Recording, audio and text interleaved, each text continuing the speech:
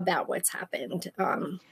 But I really don't expect any transparency from her, But why unfortunately. do you think the committee is giving Maxwell this platform? It's a hearing when survivors have not yet had a chance to tell their stories in Congress. That's a really good question. Why do we continue to listen to someone who has, evaded questions, who hasn't been transparent? This is someone, like I said earlier, who is central to this sex trafficking operation. And I can tell you that when Ghislaine Maxwell was on trial, I traveled every day from my home in Philadelphia to New York City to be at the trial. And I was there when she was sentenced, and she showed absolutely no remorse at sentencing. And so I think that we're just going to continue to see the same from her. Can I ask what that was even like, listening to her testify? And what did that do for you? I mean, every day in your travels from New York back to home in Philadelphia and back the next day.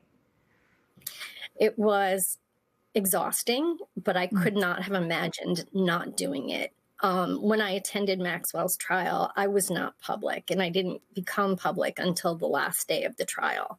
And I did that really intentionally because I didn't want the media to focus on anything other than what we were hoping to see, and that was justice. And we did see that.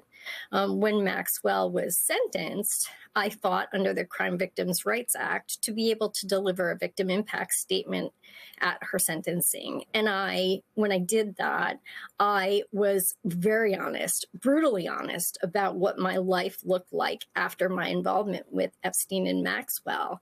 And one of the reporters who reported on that actually said that I nearly shouted as I addressed the court. And I did that intentionally because I didn't want anyone to miss what I was saying, because it was so important that people understood it's not just getting away from an abuser. This kind of trauma impacts your life for decades to follow.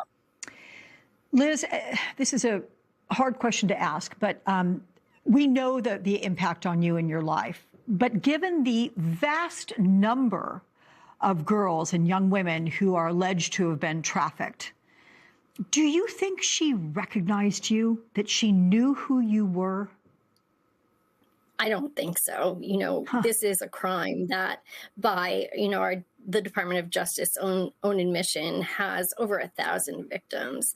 I can't say whether she remembered me or not, but it wasn't like she was emotionally invested in us. I think that it was just another girl, another girl, another girl. I'm glad you did shout, if that's what you did when you were making your statement.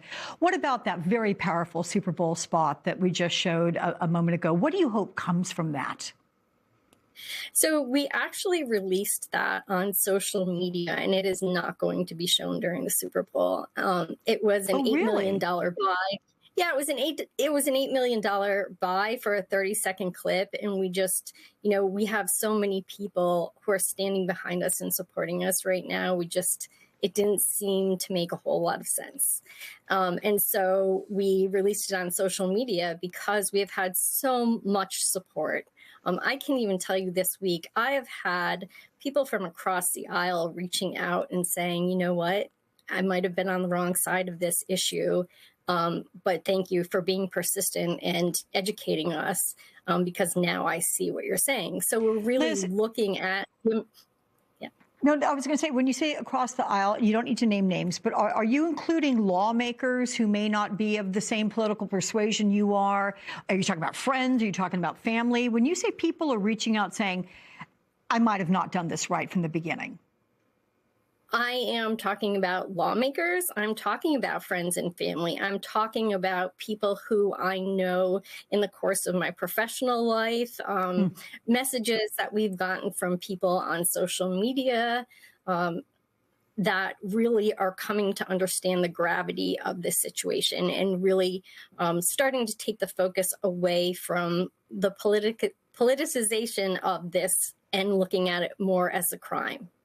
And why do you think this is? I mean, this is almost an existential question, but Why do you think people are now starting to believe you and the rest of the victims when the stories have been so specific, so voluminous, so vile?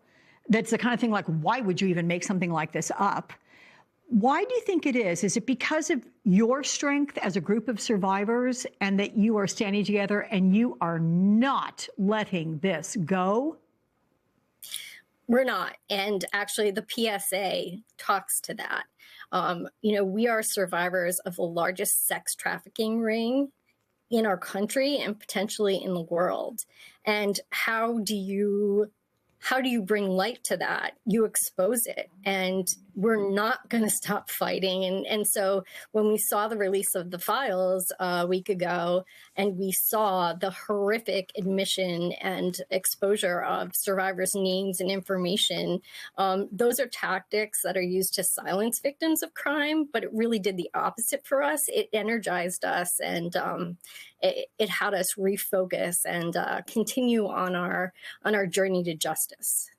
Well, I know you're going to continue on that journey for sure, Liz Stein. Thank you so much for speaking with us, and we'll be following things, that's for sure, here at MS Now. Thank you. New and disturbing questions on why Tulsi Gabbard showed up in Georgia and who told her to go there and why. When your gut is out of balance, your body gives you signs.